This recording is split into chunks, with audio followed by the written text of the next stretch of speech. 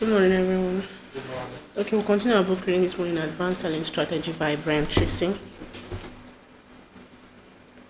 When in chapter 10, which says closing the sales, the end game of selling. Yesterday, we looked at the end game, and it talked about where you present your product or service for show to your client, and also to overcome your client's skepticism and gain his approval, and also look like a professional to him. That is the end game. Today on page 355, we'll be looking at why the end game is difficult. Why the end game is difficult.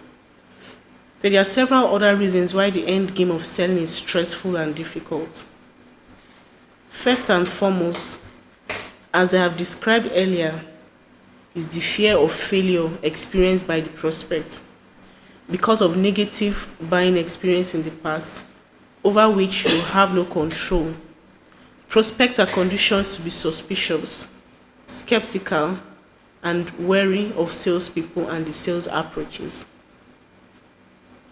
They may like to buy, but they don't like to be sold. They are afraid of making mistakes. They are afraid of paying too much and finding it for sale cheaper somewhere else. They are afraid of being criticized by others for making the wrong buying decision. They are afraid of buying in an inappropriate product and finding out later that they should have purchased something else.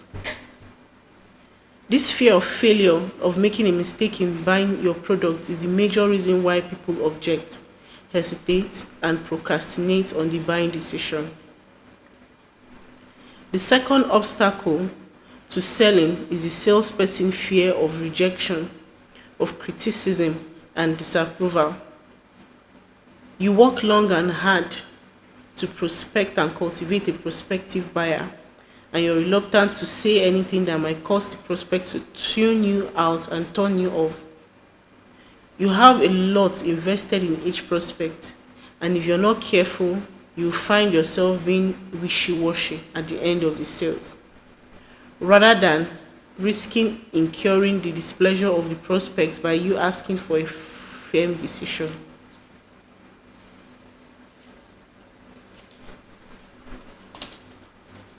Another reason why the end game is difficult is that the customers are busy and preoccupied.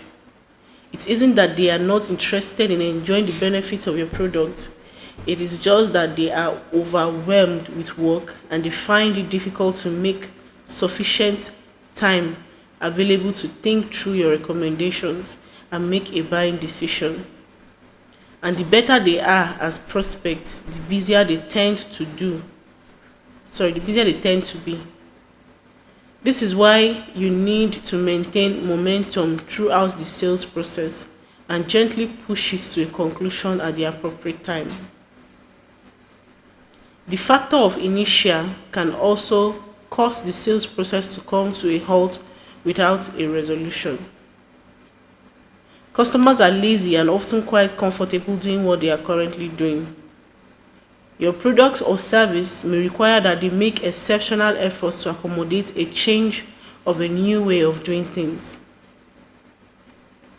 They perhaps recognize that they would be better off with your product, but the trouble and expenses of installing it hardly seem to make it worth the effort. The good news is that everybody you meet has bought and will buy new product and service from someone at some time. If they don't buy from you, they will buy from someone else. You must find a way to overcome the natural psychological obstacles to buying and then hone your skills so that you are capable of selling to almost any qualified prospects you speak to. That will be focused on this chapter. The role of objection in selling. Objections are good. They are essential to the selling process. There are no sales without them. No matter how thorough your presentation, your prospect will always have unanswered questions and concerns that you will have to deal with before proceeding to the conclusion of the sale. He or she will be doubtful, hesitant, or unclear. At the very least, the prospect will want you to know that he is astute and aware and not about to buy something without thoroughly understanding it. Objections indicate interest. Where there are no objection, there is no interest.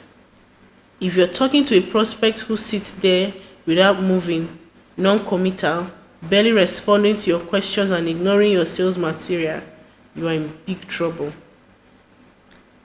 Successful sales seem to have twice as many objections as unsuccessful sales.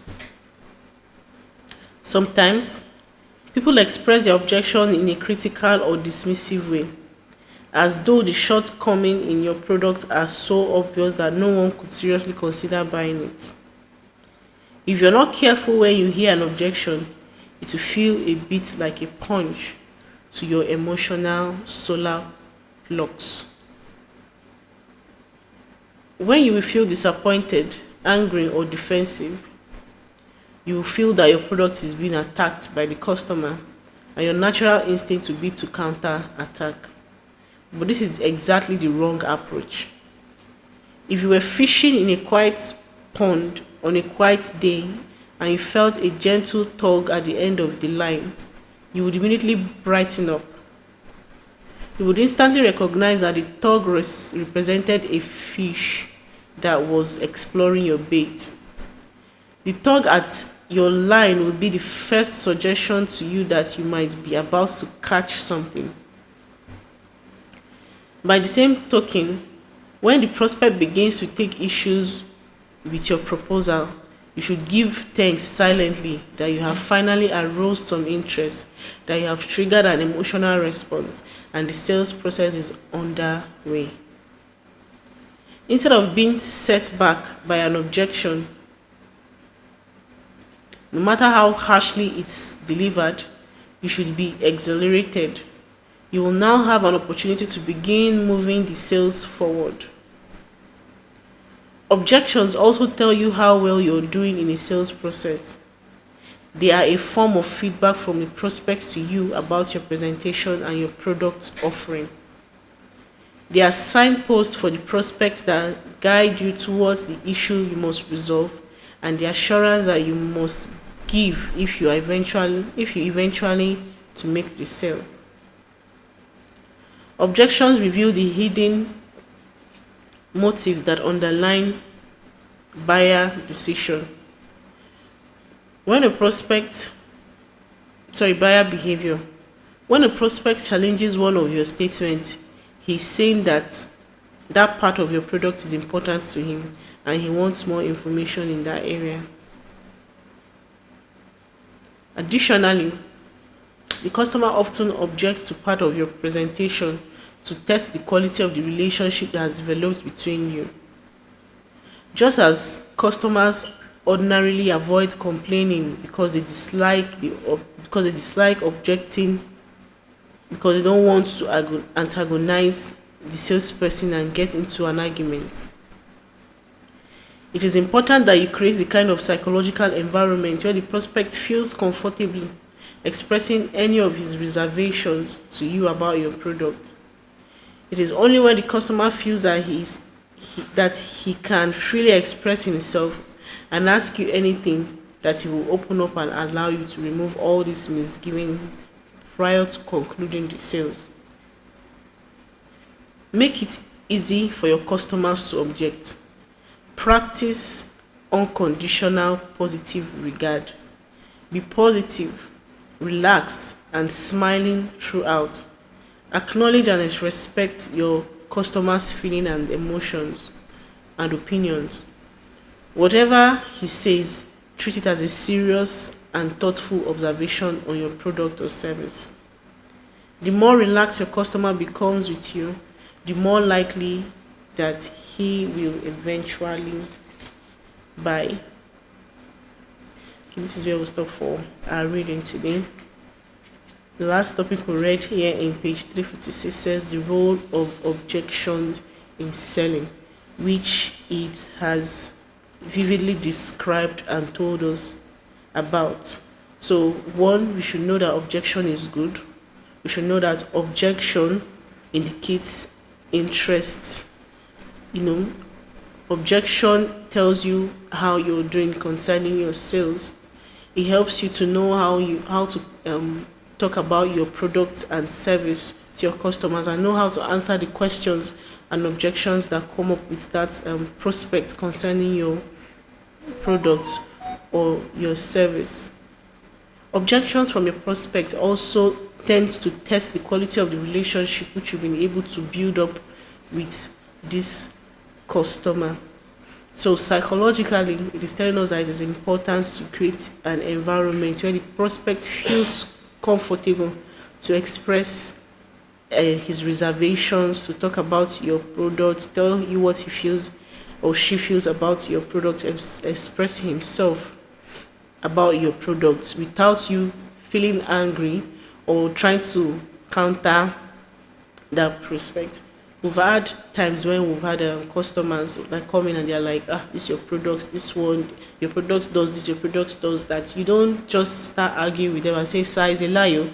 Our products can do this one, it can do better. In fact, our USB is fast charging USB. Even when the customer is telling you, no, your USB chargers are not, your USB ports are not fast charging USB. Imagine if we get angry and start countering and like, sir, is a lie. They are all fast charging USB. You cannot tell me that it's not my product. Don't I know? So all those things will just destroy the customer's morale. He wouldn't want to buy or anything. But it is important that you take those, feedback, those criticism, take them positively. You have to practice positivity. That's what is told us here. For you to be able to take objections from customers, you have to practice unconditional positive regard. So be positive, be relaxed, always smile throughout. Even if they are giving you a negative feedback or saying something about your product, don't counter it, don't argue with them, just smile, observe, nod, acknowledge what they are saying, and treat what they are saying, their thought and observation, seriously. So the more they become relaxed with you, the more you're likely to make sales to them. So that's the role of objection in selling. So objection in selling is not totally bad. So where we started from this morning said why the end game is difficult. So there are several other reasons why the end game of selling is difficult. That is why is closing sales difficult. Why is that you've prepared thoroughly for your presentation and you're talking to a customer concerning your product and service, but at the end of the day you don't make any sale? Why is it so difficult to make sales, or why is it so difficult to have a make profits or sell your products to that customer that you're talking to? One is that because most customers have had negative buying experiences, just like he told us in the beginning of this book. Your customers will likely not buy because they've had negative buying experiences. They wouldn't want to make mistakes in buying anything again. They are suspicious, they are skeptical, most especially if they don't have a thorough information of that product that they want to purchase for that moment. Even as human beings, we are all scared of making buying decisions. When you go to the market, you're in doubt of, should I get this? You like that thing, you have questions concerning it, you're concerned about whether it's going to work or it's not going to work. Will this shoe size me or it's not going to size me? Will it fit what I want to use it for, or won't it fit? Will it last? Is the leather of good quality?